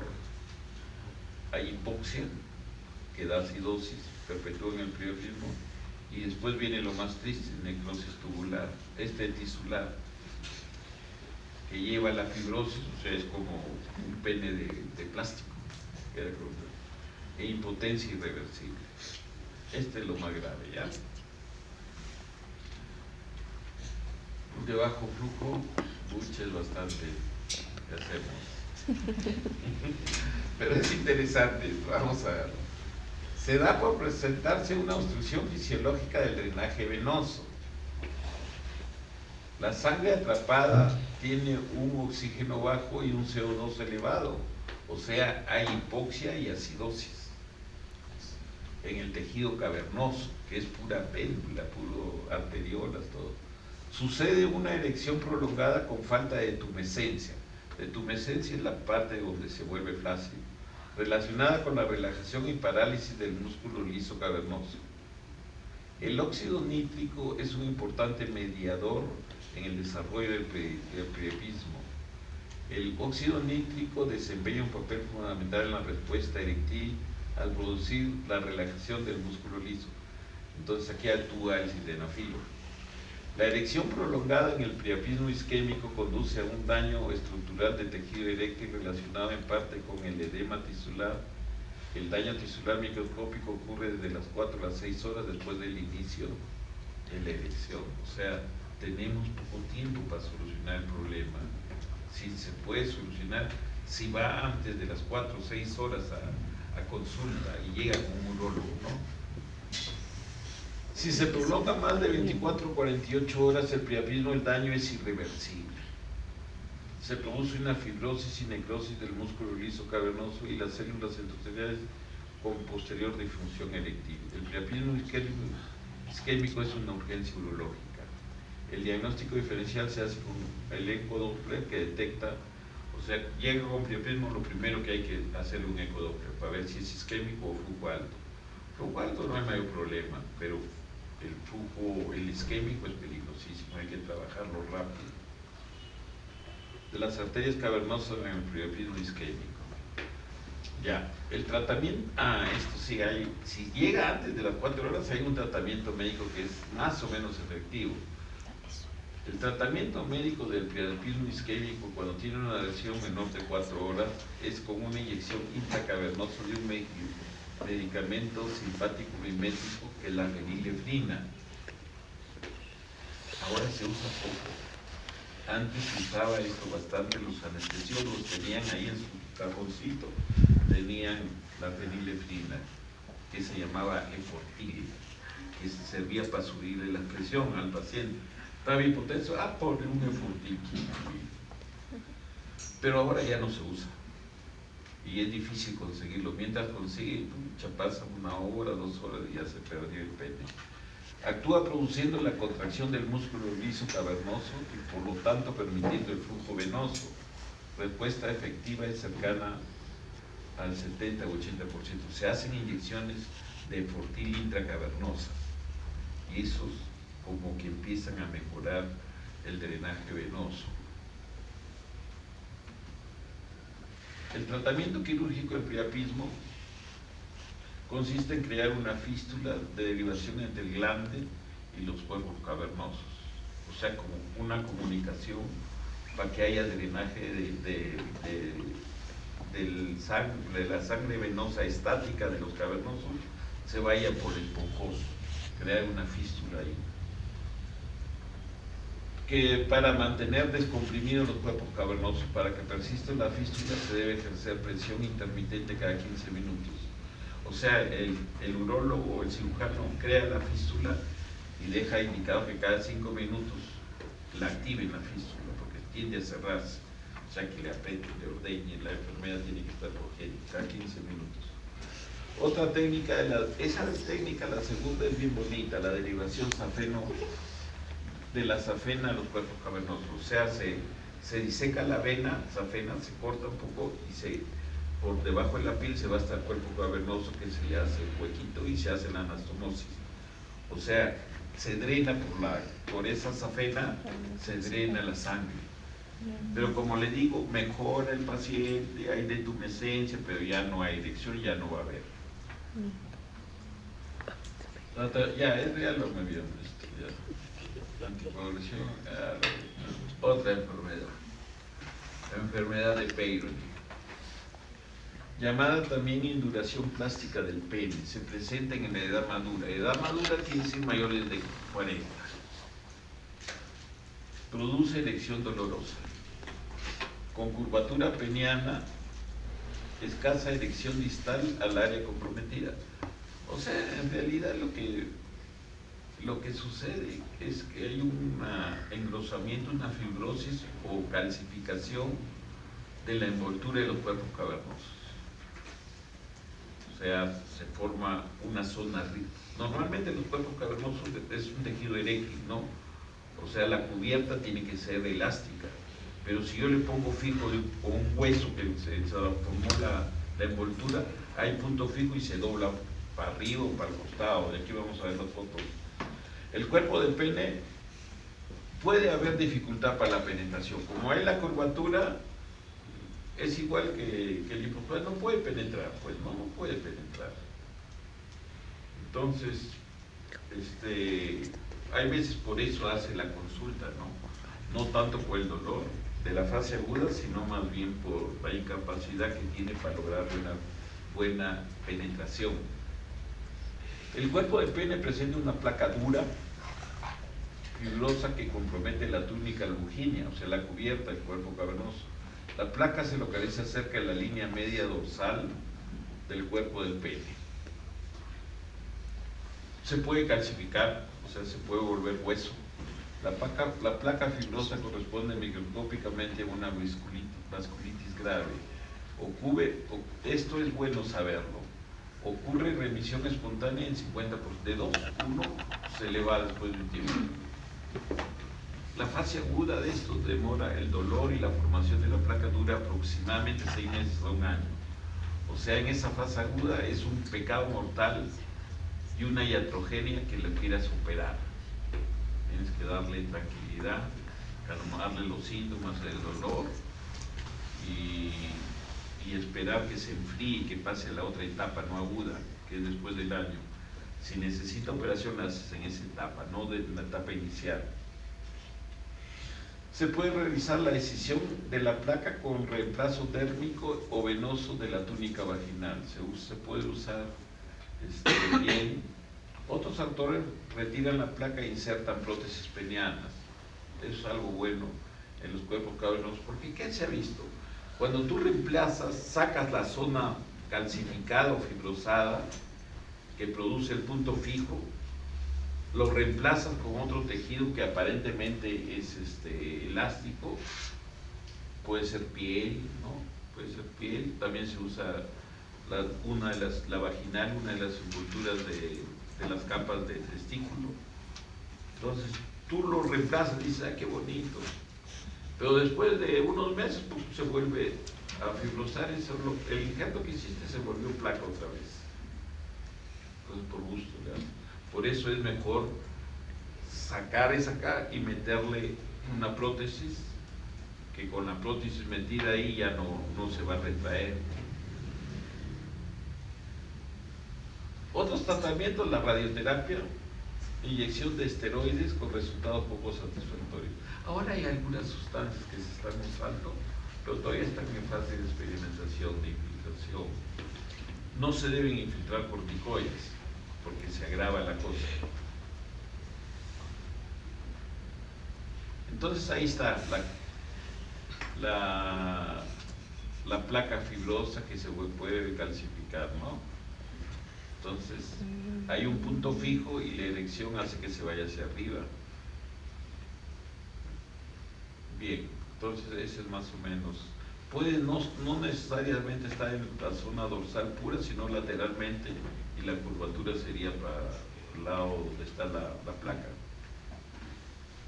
Miren, ahí está la enfermedad de Peyronie. Entonces, para nosotros hacer el diagnóstico, ¿qué hacemos? Clampamos la base del pene y le metemos suero fisiológico a los cuerpos cavernosos y se va a ver qué grado de curvatura tiene.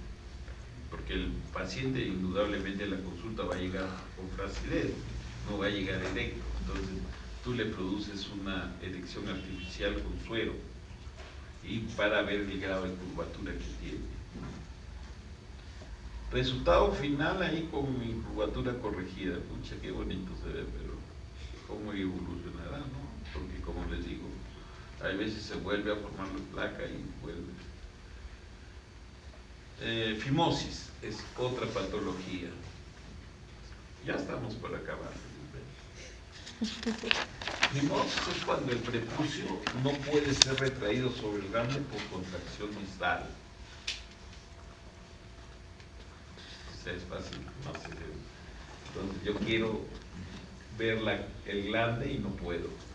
¿Por qué? Porque hay un anillo estenosante que me impide retraerlo el prepucio. ¿Ya? Ese es fimosis, causada por infección crónica, por mala higiene. Hay que promover nosotros a los niños que la higiene del pene debe ser diaria. Se asocia con carcinoma de células escamosas.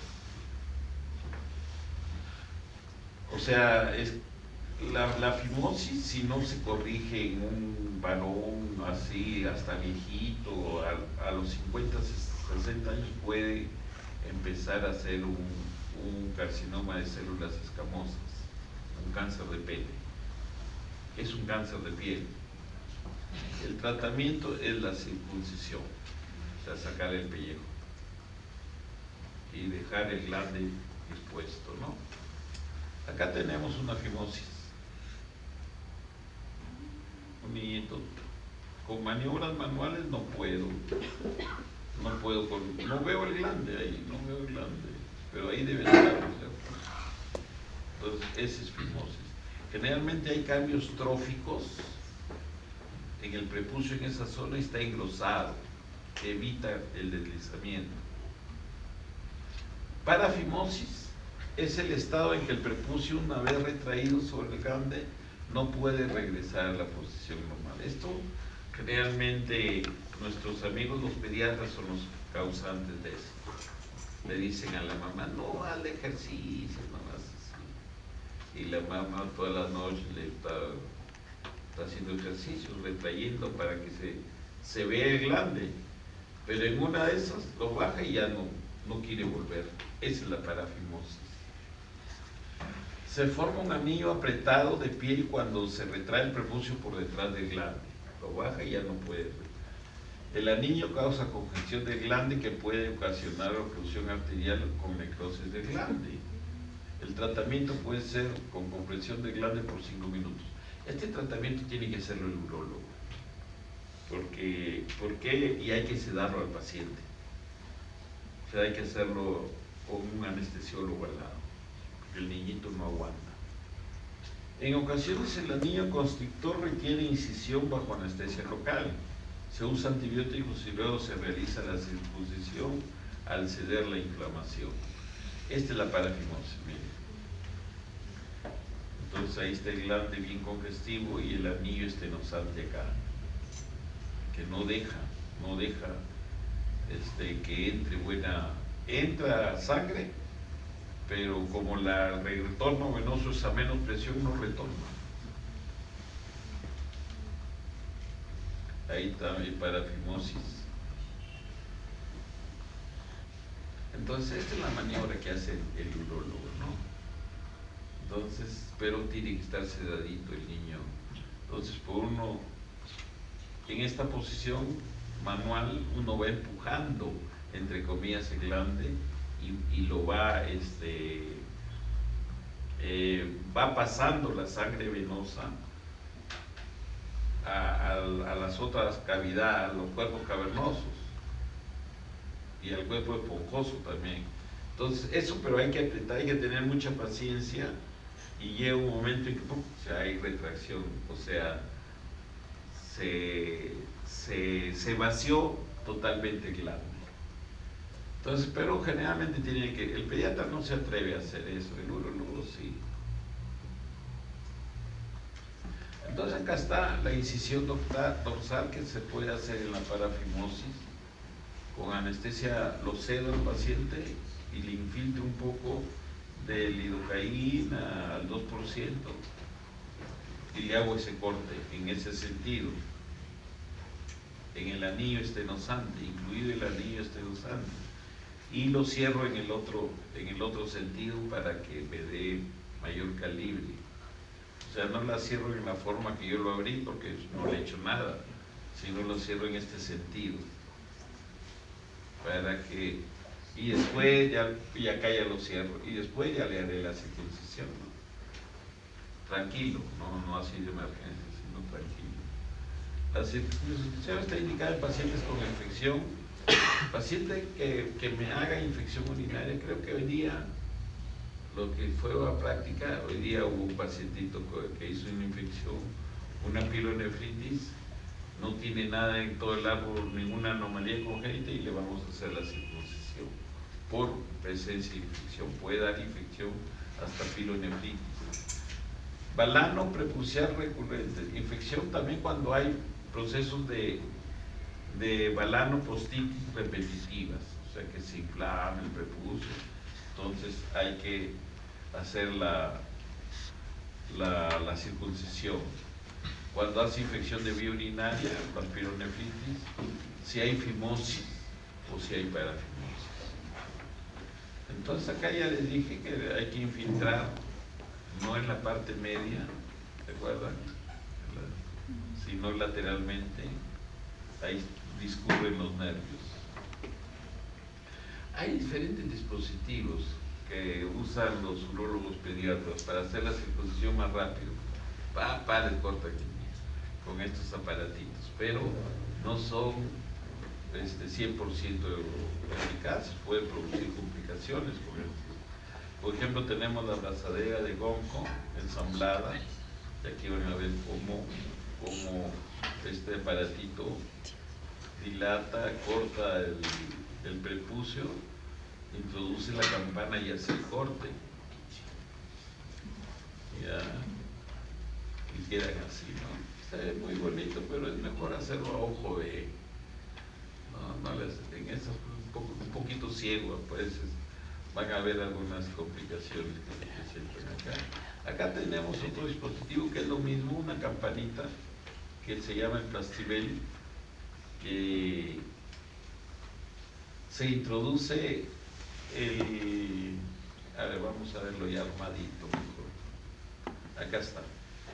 ¿Cómo se mete el Plastibel? Se mete en el glande y por afuera le hago un nudo para crear isquemia en este prepucio. Estaría al día siguiente, está isquémico, o a los 2 días y se cae este prepucio. Estos son dispositivos con Plastibel.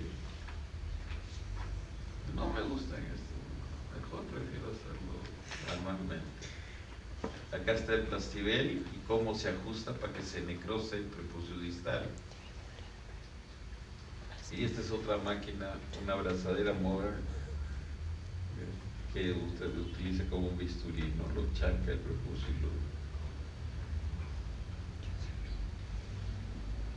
con bisturí. Miren, pueden haber complicaciones, como es media ciega, pueden crear fístulas uretrocutánea causada por la circuncisión. Ya queda feo, no es un pene bonito, quedó todo feo. Estenosis meatal, o sea, se cierra después de una circuncisión neonatal. Son complicaciones de la circuncisión. Y acá queda pues un pene feo, recuperas y lo dejas así, pues hay que sacarle tarjeta roja, ¿no? ¿Cómo es posible, pues? Acá, miren, le han dejado, casi le amputan el glande. Ha quedado ahí una zanja. Ya, en cambio, la circuncisión en adultos es más fácil, ¿no? Aquí hay varias técnicas. Nosotros, esta técnica es buena, es la que hacemos, ¿no? Demarcamos debajo de la corona a 4 o 5 milímetros, demarcamos, liberamos el prepucio y el prepucio redundante se va y hacemos la juntura de mucosa con piel. Entonces así debe quedar más bonita, ¿no? Esto también lo hacemos, sacamos, es lo mismo, sacar el prepucio que está de más y se hace la unión. Así esa es una circuncisión bien hechecita, pues. O sea, tiene que verse el glande. La belleza del pene dicen que es el glande. O sea, que el glande se vea bonito. Estenosis uretral,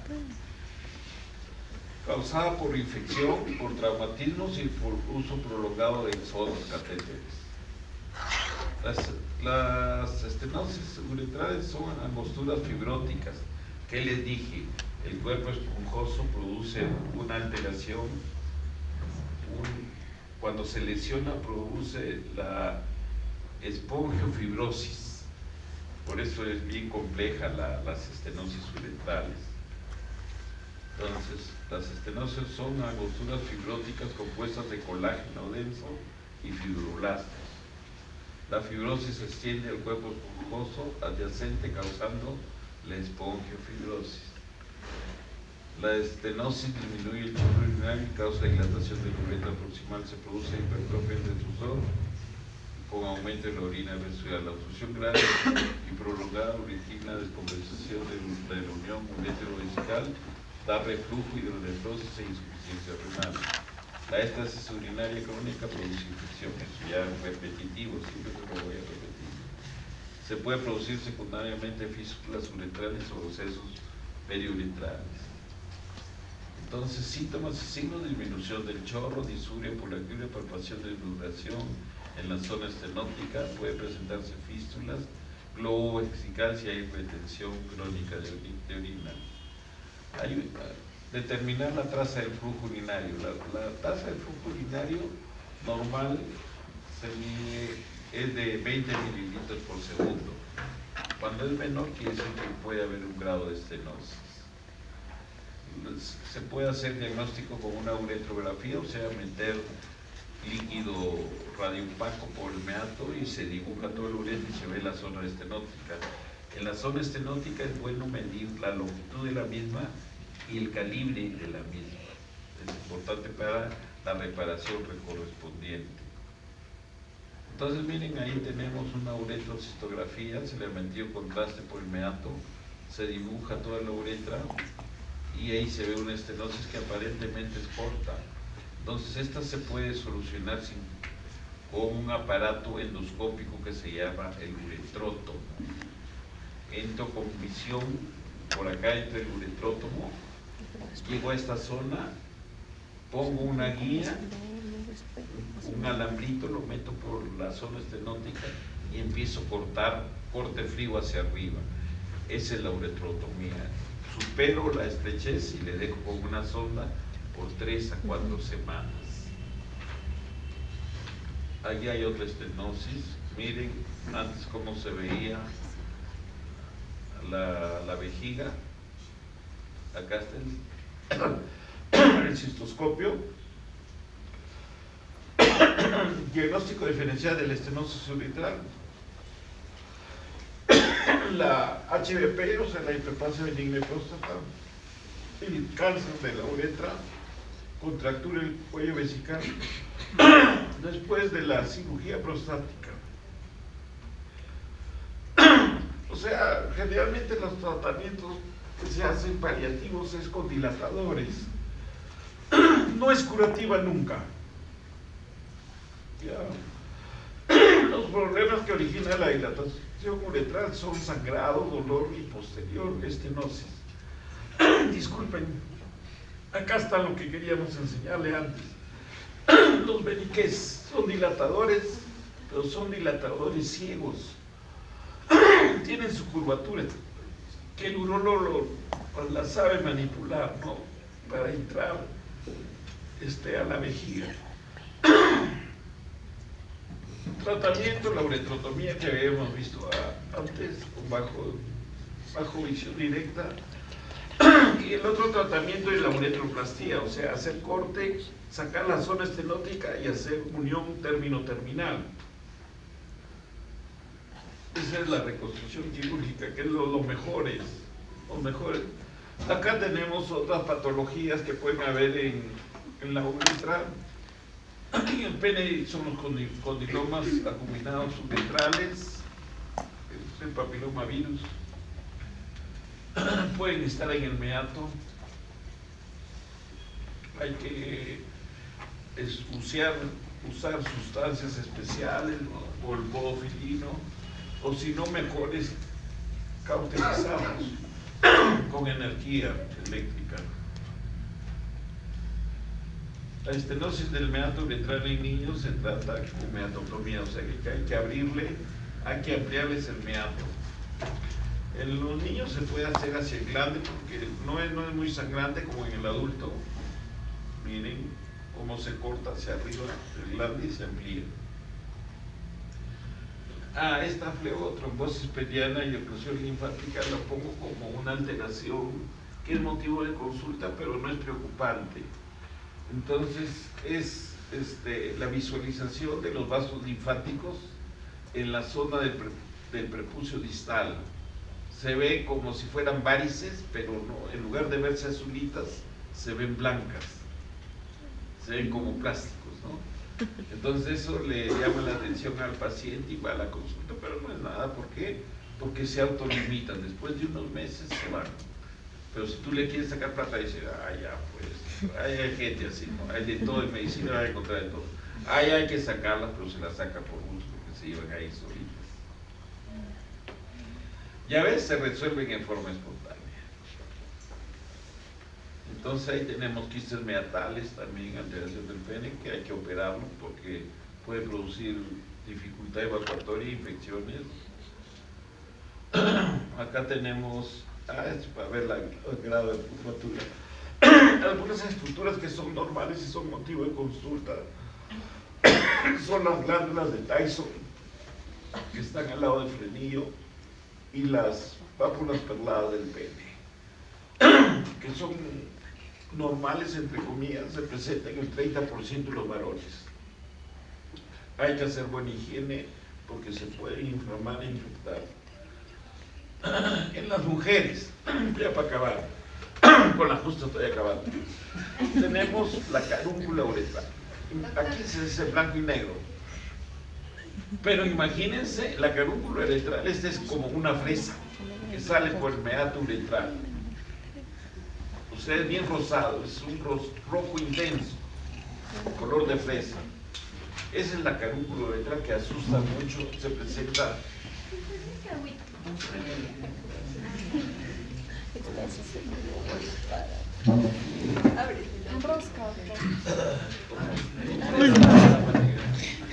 Sí, un huevecito así como el de boca.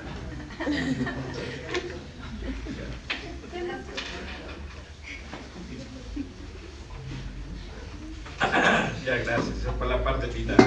Ya se limpió la cañería. Muy bien, imagínense ustedes, gracias. Este tumorcito es frecuente en las posmenopáusicas, en las mujeres ya viejitas. Pasados los 60, 70 años pueden presentar este tumor y se preocupan mucho, llega muy asustada la familia.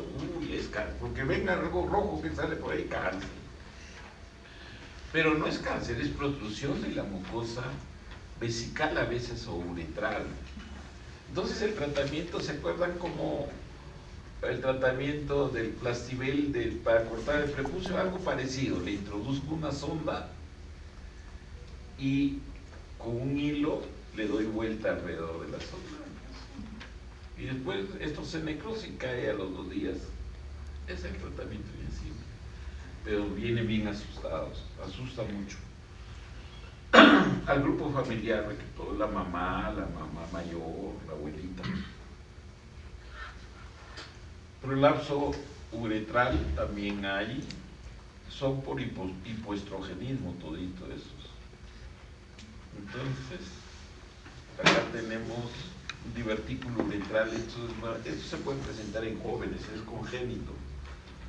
Incluso se pueden formar cálculos en los divertículos. Divertículo en medicina es un globito, la uretra es un globito que sale de la superficie de la uretra. Ese es divertículo, esos hay que operarlos porque producen infección o cálculos. Las glándulas de Skene,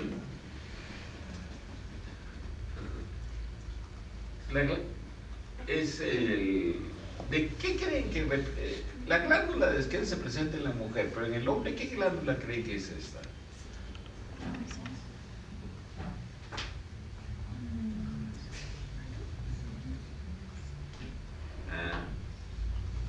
En la diferenciación así va Skene en la mujer, pero en el hombre es una glándula. ¿Cuál es? ¿La vesícula seminales o la próstata? A ver, averigüen. Una de las dos debe ser. O sea, es el equivalente. Estas glándulas de Skene se cree que en la mujer ayudan algo en la lubricación en el momento de la excitación sexual. Para la lubricación ayudan. Estas se pueden obstruir y se infectan. Entonces producen ahí un absceso parauretral que duele mucho. Se presenta en mujeres jóvenes. ¿Ya? Primero le puedes dar antibióticos porque está lleno de pus. Le das antibióticos y después le haces la programa para la exénesis. Una resonancia, un divertículo uretral, cristal simple, relación. Ahora la resonancia está entrando en todo. Antes, ¿qué imágenes íbamos a ver nosotros de esta zona? La resonancia ahora da detalle de todas las alteraciones morfológicas que hay.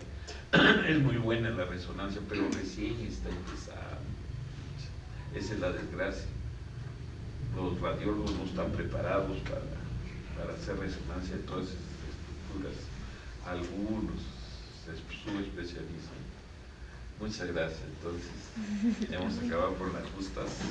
Muchas gracias. Si no pueden hablar, acabamos.